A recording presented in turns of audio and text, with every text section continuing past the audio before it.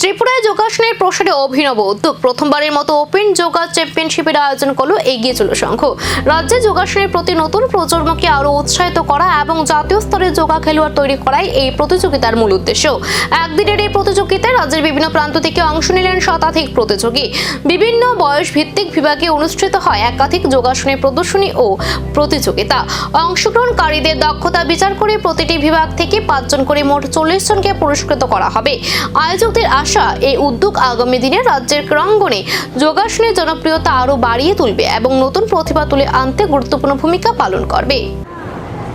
নমস্কার। আমাদের লক্ষ্য আন্তর্জাতিক যোগা দিবসকে সামনে রেখে যে যোগ করো সুস্থ থাকো এই স্লোগান আজকে সারা ভারতবর্ষ নয়, শুধু সারা পৃথিবী জুড়ে যোগাসনের কদর বেড়েছে। সুস্থ থাকতে গেলে আমরা জানি যে যোগাসন করা অতি প্রয়োজন। তো সেই লক্ষ্য রেখেই আমরা আমাদের যে যোগা কেন্দ্র আছে, প্রশিক্ষণ কেন্দ্র, এই প্রশিক্ষণ কেন্দ্রের মহিলারা এটা উদ্যোক্তা, এগিয়ে চলো সংঘ এটা করছে। তো এই প্রথমবার আমরা আজকে সারাদিন ব্যাপী একদিনের এই যোগা প্রতিযোগিতার আয়োজন করেছি। বিশেষ করে ছোট ছোট শিশু বন্ধুরা একটা প্ল্যাটফর্ম পাবে, পারফরমেন্স ভালো করে করবে, ভবিষ্যতে এরা ভালো খেলোয়াড় হবে। এই চিন্তা সামনে রেখে এদের সুস্থতার জন্যে এবং শারীরিক বিকাশ সব দিক দিয়ে চিন্তা করেই আমরা এই আজকের একদিনের।